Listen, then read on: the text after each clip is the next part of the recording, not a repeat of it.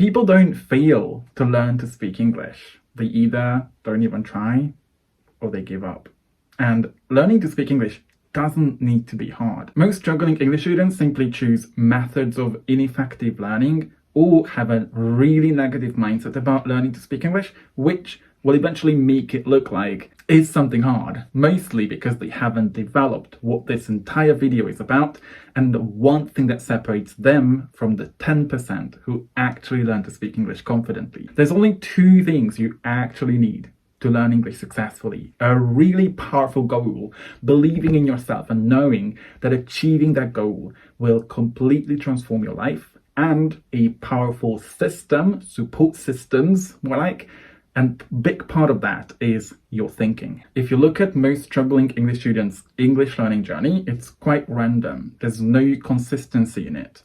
They may practice using textbooks, videos, even sign up for courses, and then give up after 3 to 6 months of practicing only because they expected better results than they actually have. Sometimes they slow down with practicing, skip a few classes, skip a few weeks of practicing, and then because of not seeing results and getting out of that habit, they decide to take a break for a month because life just gets too hard. But the problem with that, and this is why understanding what this video is all about, is going to be crucial for you to actually make progress faster and more effectively. When you stop, you also stop the habit you created with a lot of effort in the beginning. And we always need way more energy to get back on track, to start those habits again, than the energy we need to maintain those habits, maybe just doing them less or a bit slower. This is why you hear me talk about consistency all the time, and why maintaining habits as much as you can of effectively improving your fluency and communication skills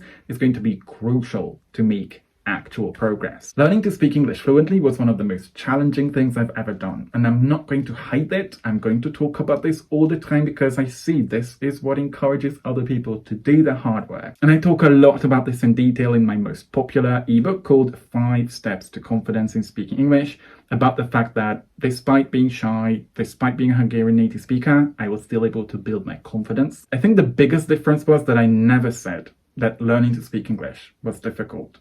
I knew it was challenging, but I focused on, and I always focused on the benefits becoming a bilingual, confident, fluent, effective English communicator will bring to my life. Better job opportunities. I was able to open my own business when I was 22. The ability to travel or live in other countries. Network and get to know incredible people from all around the world. Other marketing specialists, lawyers, engineers, psychologists who have a completely different trajectory of life and who could teach you so much. And health benefits. Did you know that people who speak English confidently actually have much better cognitive functions, better thinking, critical thinking, and the onset, the start of dementia is going to be pushed back 10 years. Aren't these enough benefits to take learning to speak English seriously, to keep practicing consistently, to rise up to the challenges of mistakes and difficulties, speaking slowly at first, not remembering every single word that we spend so much time learning, which are all just temporary episodes of the whole process of learning. Most struggling English students either practice randomly, they just simply use basic expressions, don't really challenge themselves and take risks, or give up completely after not seeing results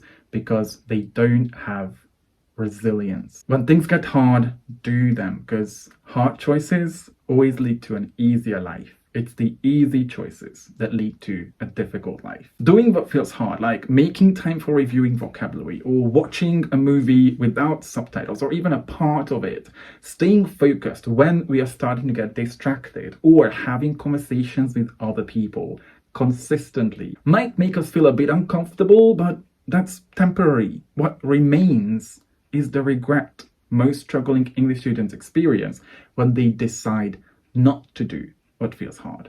So we either choose something uncomfortable or regret for a very long time for not doing what makes us feel uncomfortable. Welcome back to my channel. My name is Chubby. I'm an English fluency, learning and language anxiety coach, and this is a channel for serious English learners, ambitious professionals, academics, entrepreneurs, students who want to make more vocabulary more memorable and who want to learn how to speak English more freely, comfortably and confidently with the help of working on their listening skills and their spoken interaction. And these are topics that you're interested in and you'd like to find out more about. Make sure you hit that subscribe button if you haven't yet, and the bell so you can get all my updates, my lives, short form, long form videos on all these topics to help you speak English confidently. If you look back at your life, the career you built, the degree that you've studied for, the family, the relationships you've built, you have everything, not because you gave up halfway, not because you randomly made time for it, not because you took it lightly and you only worked for it or work on it when you felt like it.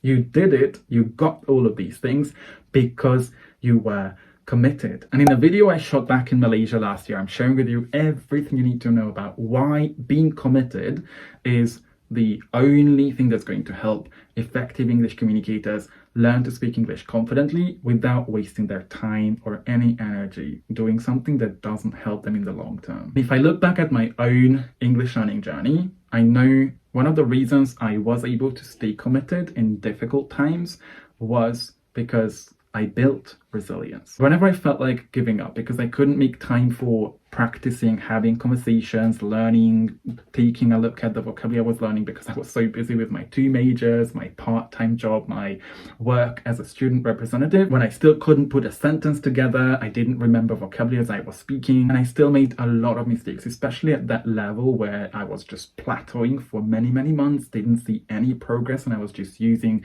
basic expressions, using some of the simplest grammar. What helped me keep going even if things felt difficult, even if I didn't feel like I had all the time to dedicate to learning English, and not to give up, was the sentence that I want you to take notes of, write down on a post-it note, stick this on your computer and in front of you on the wall.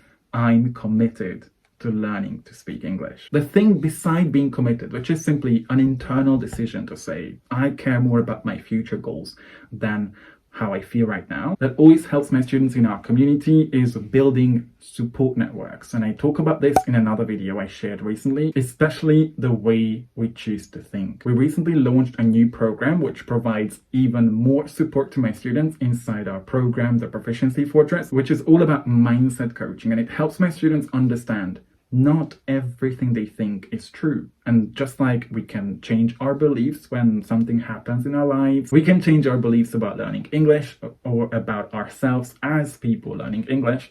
And what happens when you change your beliefs? You change the actions you take. And when you change the actions you take, you will also change your results. I'm sure you've had moments in your English learning journey when you started questioning whether you would ever become fluent in English. Because even though you've been practicing, you've been studying grammar, you've been memorizing words, or even watching movies, but you didn't see results with how confidently you speak with other people. Now, should not seeing results with your fluency be good enough reason to give up on everything you've worked so far? Do you break up a relationship, for example, that you've invested years and years of dates and presents and loads of thoughtful conversations in, just because it gets a bit hard temporarily? Every single person I've ever worked with and helped to improve their fluency has asked themselves these questions several times. And only those who are able to learn to speak English confidently get their dream jobs, get promoted, be able to move to their dream country, or connect with people from all around the world who chose to continue, who chose to face their challenges,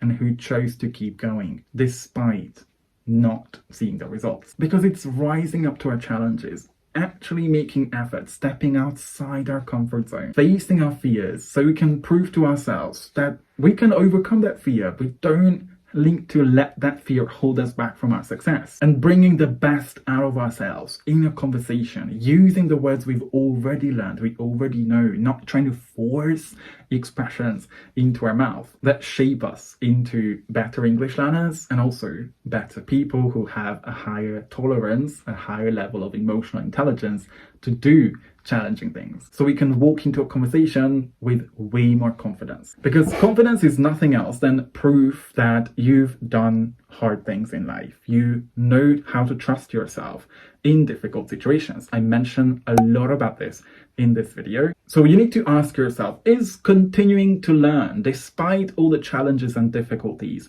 a sign of weakness? Or is feeling uncomfortable while you're rising up to that challenge, stepping outside your comfort zone and facing that fear head on, a sign that you just want to be stronger, you want to be better, you want to be more powerful, more confident, and a sign of the fact that you believe in yourself?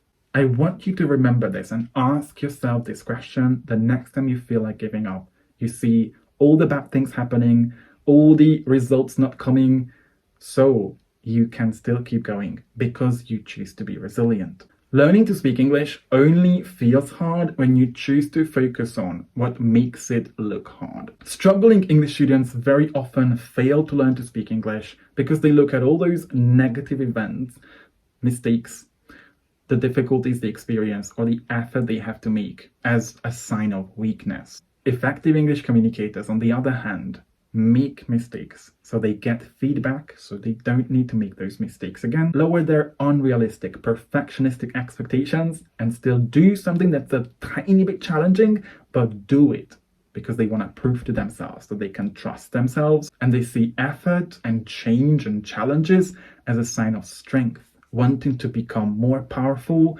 better, and as something that builds skills and confidence that no one will ever be able to take away from them. So at the end of this video, you have a choice. You either do what feels easy, downloading a couple of apps, watching social media videos, hiding behind textbooks and videos to study, procrastinating on practicing having conversations, waiting to make habits out of speaking, or even if you speak, just take average action and then not seeing results from that. Or you can choose to do what feels a bit challenging, but do it because that's important to you. Ditch or at least reduce the amount of time you spend on social media, which causes so much depression, anxiety, self-doubt, comparison, and a waste of your valuable time on this planet. And instead build habits of reading and listening to English attentively, taking notes of important expressions that then you use